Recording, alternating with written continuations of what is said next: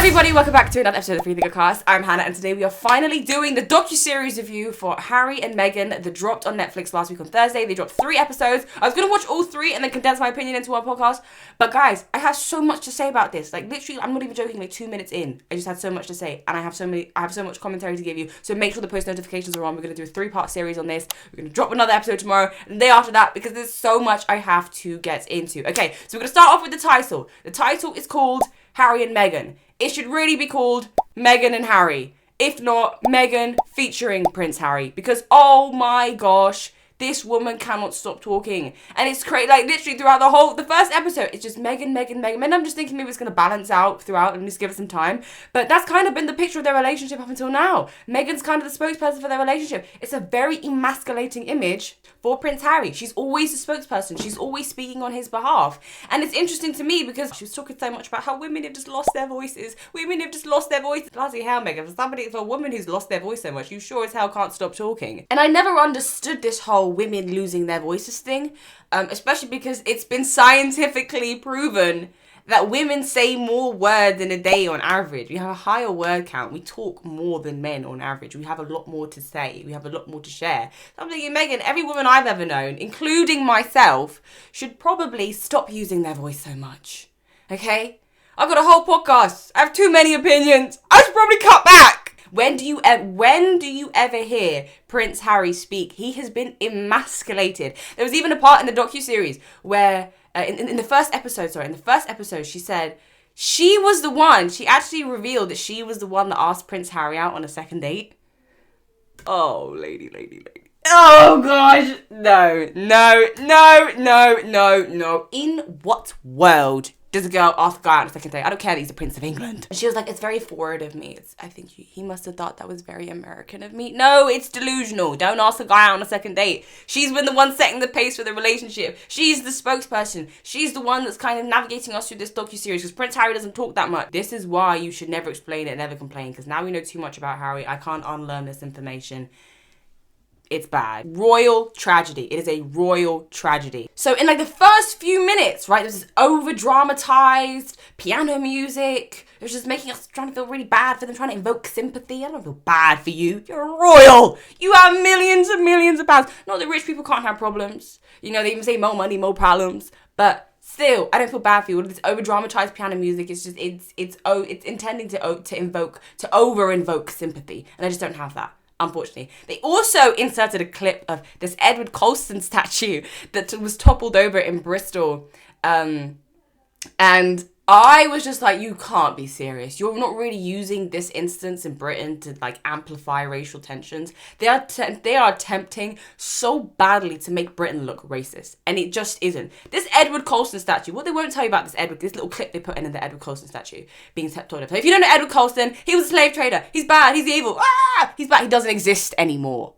Why do we talk about him? We talk about him like he literally did this last week. Just hundreds of years ago, Edward Colston existed. Edward Colston was a prominent figure, a historical figure in the transatlantic slave trade. And they toppled this statue down, if you don't remember, and it was all white people. I don't know if you see, what they didn't show in this clip, this Edward Colston clip, is all the white people that pulled this down. If you remember the Colston 4, they were on Good Morning Britain. They were like, I feel so bad for black people. They didn't ask me to do this, but we did it on their behalf because we just were so guilty. We're just invertebrates. Bowing down, thinking this is what my master will like. This is literally exactly what Harry and Meghan are doing. They're trying to amplify these racial tensions in the same way the Colston 4 tried to. Black people didn't ask you to pull that statue down. And what they won't tell you is that the petition to get the statue removed of Edward Colston couldn't just about garnered 100 signatures in the first year it went out. I'm not making this up. This is how irrelevant this clip was in the documentary. The first year the petition went out to remove the Edward Colston statue, it just about garnered 100 signatures. What we found with the Edward Colston statue, it was guilty white liberals that were instigating racial tensions on our behalf. Don't get me wrong. If a petition came round to me one day and was like, would you want to remove the statue? If it wasn't associated with BLM, maybe. I don't like slave owners either. I'm not saying it should stay there. But because I know that BLM are not going to stop at Edward Colston, they even attacked Winston Churchill. I wouldn't be surprised if they desecrated a war memorial of a soldier that said the N-word. Okay? I don't think they're going to stop. Is why I probably would be hesitant to sign such a petition if it was associated with BLM. So a soldier that died in World War II, by the way, they don't care. They don't care that you died for the freedoms of this country. What matters is you said the N-word on Twitter 10 years ago. That's what matters. And if the Colston 4 wasn't enough, now we have 2 more guilty liberals fighting on our behalf. Meghan and Harry. Oh, I do appreciate the sentiment, I do. Right, the title being Harry and Meghan is, I believe, they didn't call it Duke and Duchess of Sussex. Have you noticed that? I didn't call it Duke and Duchess of Sussex. I'm like, why didn't you call it Duke and Duchess of Sussex? I will say that King Charles is probably looking at the title Harry and Meghan and thinking, that's better. They better get their titles stripped. It's gone. It's gone. Their titles are going. King Charles, they have no idea that they think this is just the title of their Netflix docuseries. No, King Charles is looking at this thinking, yes. Much better. Oh, Harry and Meghan, you don't know. It's not a title. You're foreshadowing your impending doom. You're foreshadowing your own demise. Prophet Harry and Meghan. Who would have thought? Women of God. And the part, and this is what I love, is the part where it goes, so why did you want to make this documentary? And she goes, $88 million. $100 million. They didn't put that in. They didn't actually put that in. No. They wanted to edit that out. You know, they had to push it. They had to keep pushing Netflix, the release date. They had to keep pushing it back because they had to cut that scene out. They had to cut it. No, I'm just saying. There's a part where she complains that Harry was like half an hour late for the first date. I was just like, to be honest, I don't like lateness either, but I know that I've been late in the past. So it's like, you gotta have mercy and empathy. You gotta have mercy. You gotta have grace. You gotta have grace. You gotta have grace. The Prince of England. Meghan, you waited your entire life for your acting career to take off. You couldn't wait half an hour for Prince Harry. The acting career never took off. And it's just remarkable how much information they just were not willing to divulge. They don't want to share. They want to go to Hollywood for privacy, but they make a whole Netflix docuseries. Right? And then there was literally to the point, I remember there was a part where they asked about Harry's type. So they asked about Harry's type. They were like, Harry, what was on your list? He had a list of everything he wanted in a woman. He had a list of everything he was looking for in a woman. And they were like, can we see that list? And he was like, no. I was thinking, what? They paid 88 million. What's it? Was it 88 million or 100 million? I keep seeing different numbers everywhere. Okay, it's 100 million. 100 million. 100 million. You can't tell them what was on your list. If you want to make it, let me tell you something. Prince Harry, if you're watching this, my love. We missed you in Britain. We actually do. And I didn't care about the royals up until all of this shenanigans started happening. Harry, if you're watching this, if you want to make it in Hollywood, if somebody asks you what your type is, don't be like, no, I can't tell you. I just want... No, you have to say something interesting. You have to say something funny. Hollywood is not receptive to this whole privacy. He's still adjusting his life in a royal in Hollywood. They don't care about that. You're supposed to say something silly like, I don't know, you just be like, I'm Ray Shremmerd. I ain't got no type. Nah. Hey, I'm just living life. What? No, but he doesn't do that because he hasn't got personality. He's not a funny person. He's not an interesting person to listen to. If someone asks your type, just be like, skinny bleep is the only thing that I like. Hey, I'm just living life. What? They said he wrote down his type on a list. I'm just thinking, $100 million and we can't find out what that is. Oh! What's this? ASMR. Is it the list? Wait. Is this Prince Harry's list? He was looking for in a wife? Hang on a minute. Self-absorbed. Narcissistic. Race baiter. She could be ethnic, but... No, but not like patently ethnic. Like, you could only find out from like a DNA test because she's so white passing and she fried all her curls off. She has straight hair and she's rid of all evidence that she's actually a black girl.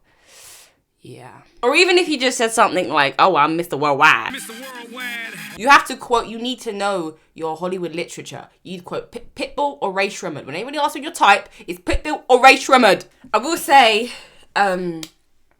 the first episode, okay, although despite its attempt to over-invoke sympathy, some sympathy does evoke eventually, to be honest. I mean, you do feel bad for him in the sense you know that he's been harassed by the press his entire life.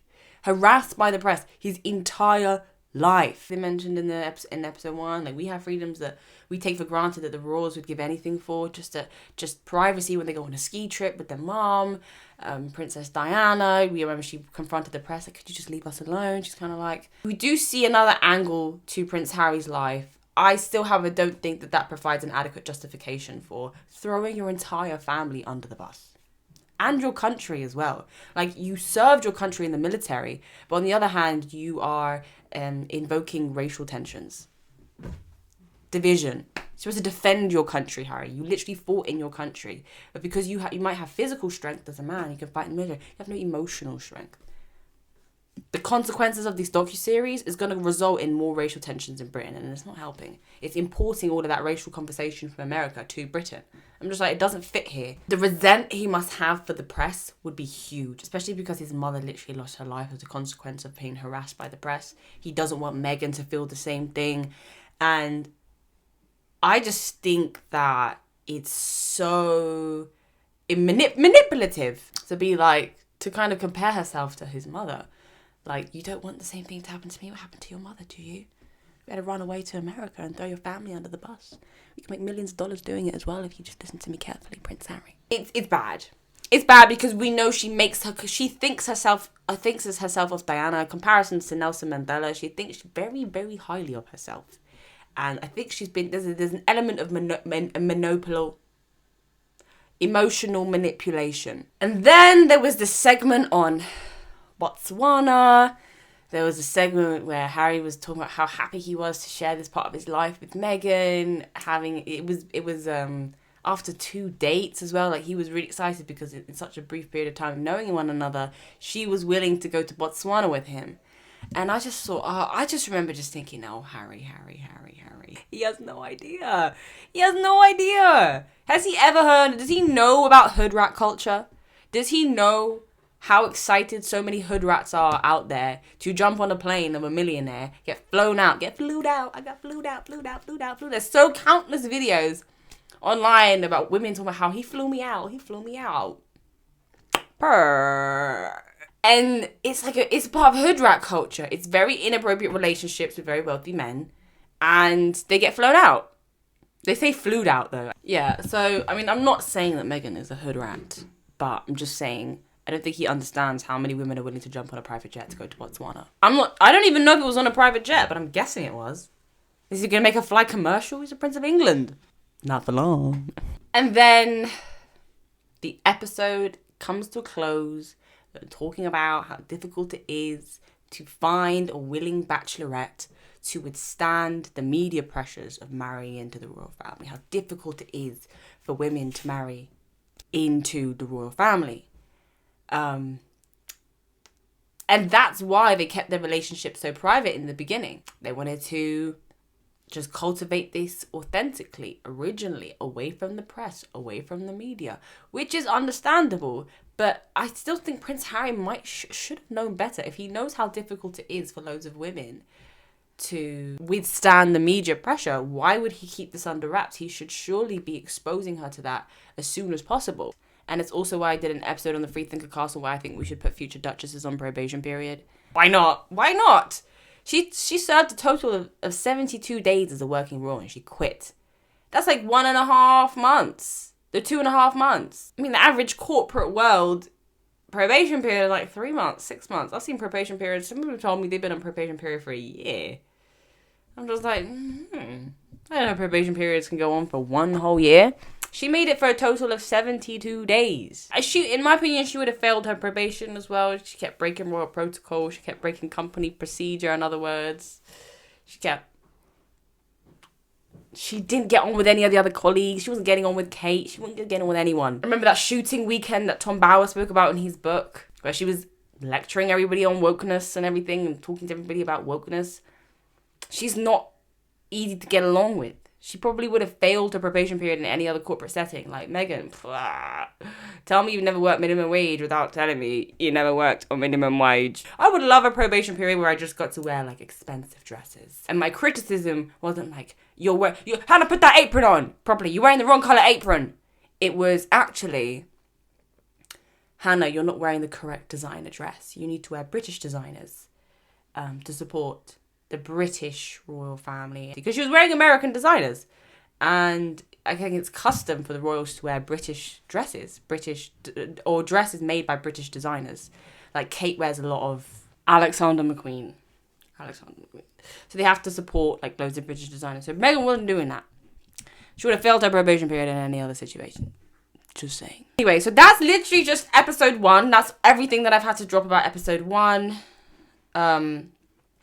Episode 2, I'm going to watch literally, like, I have to watch today. And I'm going to try my best to upload it before tomorrow evening. So make sure your post notifications are on. If your post notifications are on, you're not going to miss episode 2. But if you enjoyed this episode, give it a big thumbs up. Share this with your friends. Don't let them bring the same racial tensions into Britain that exist in the States. And comment your ideas down below. Let me know what you think. Do you agree? Do you disagree? What are your thoughts? What are your free thinker thoughts? And yeah, I will see you shortly. Bye, guys.